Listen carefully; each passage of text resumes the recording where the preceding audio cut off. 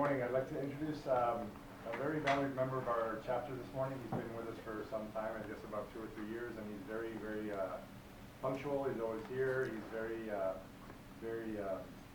good at B&I itself and supporting the wellness team. And also, as far as his profession goes, I got to say he's one of the best massage therapists that I've ever had, and I've been having massage therapy for at least 25 years. He's exceptional. He has a great sensitivity to the body. He knows how to read your responses, knows how to read what you need, and he's very, very intuitive. And so it's with great pleasure that I introduce Scott Henady. Thank you, Joshin.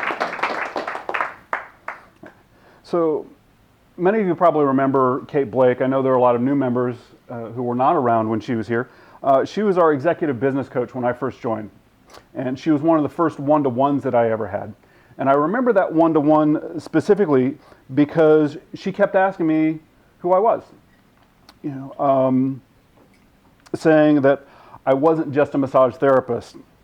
And part of me recoiled from that a little bit because massage therapist seems to me to be a pretty good thing to be. And after over 17 years as a massage therapist, I've gotten pretty good at it. Not just a massage therapist, but she was right as well. She was also asking what makes me unique and saying that I was more than just a massage therapist. So in my infomercial a couple weeks ago, I mentioned that my hands listen to your muscles and we have a conversation to get things to relax and work out versus some other massage therapists who may have an argument with your muscles. And there are clients that like that, they like to feel the pain. But I'm able to get similar results without that same level of pain. I've been in health and fitness since 1997 and also earned my degree in Chinese medicine in 2008. So I've been around long enough to work with a lot of different health professionals, see a lot of different modalities, how it helps clients, or in some cases doesn't help clients. One of my early moments of pride as a massage therapist was helping an injured aerobics instructor who had some severe pain and a very bad limp in only one session go to pain-free and able to move freely. So for a few weeks after that, I was getting hit on by a lot of the senior women from her aerobics classes. I've worked with women through pregnancy. I've worked with athletes and office workers.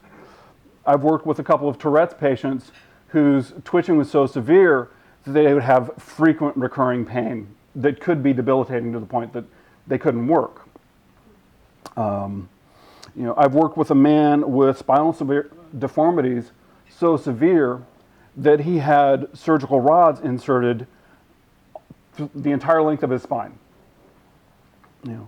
While these experiences set me apart as a massage therapist, I am more than just a massage therapist, which brings me to my first expansion project.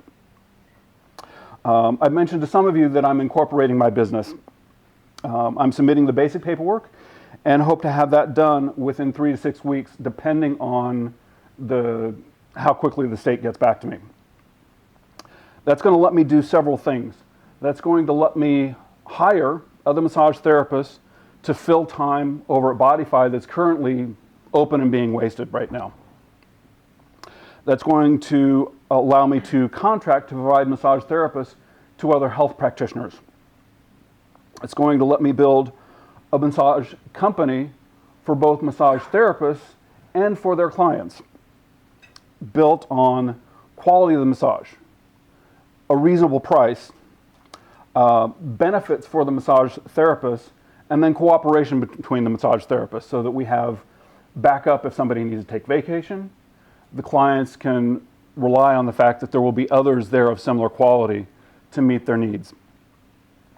There'll be more security for the practitioners who are working for me versus private practice or independent contractors, which is what a lot of massage therapists are doing these days. I hope to build to a similar scale of a spa like Kabuki or a Massage Envy, but with much better pay scales and benefits because more is going to be going to the therapists. I don't need to make a whole lot off the therapist working for me. Another thing that's going to be beneficial is practice and skill development. We'll be able to work together to teach each other. I hope to also be of a large enough scale that we can bring in continuing education workshops. So we develop our skills from outside education as well and continue improving. One last benefit of that particular expansion is going to be building an integrative team. Again, more than just a massage therapist. So over my career, I've been able to learn about other practitioners, learn about other modalities, see what helps people and what doesn't. But in building a larger team, it's going to allow me to cultivate relationships like I've done here so that I can say, not only do you need to see an acupuncturist, but you should see my good friend Julie Baumhofer, who is excellent with women's health, which is what you need.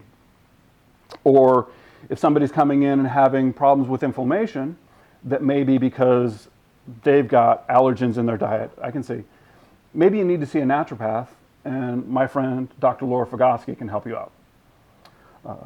So building those relationships will make me a better practitioner and allow me to work with a lot of other people that can provide service similar in quality to what I do.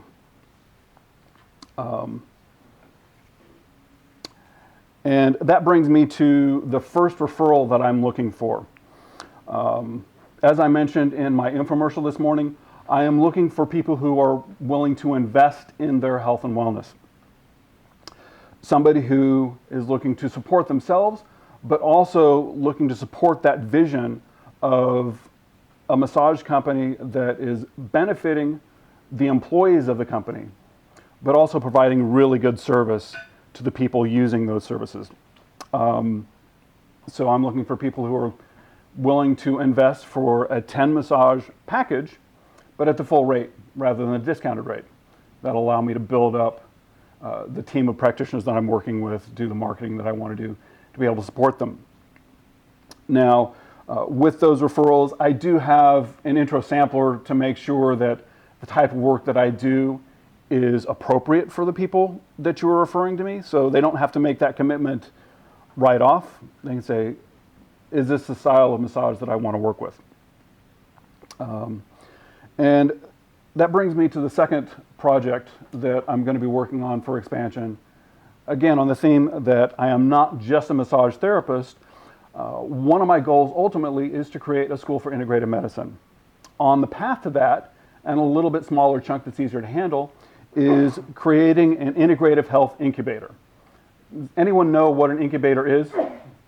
So, Michael. Startups come together too at this foundation of business support.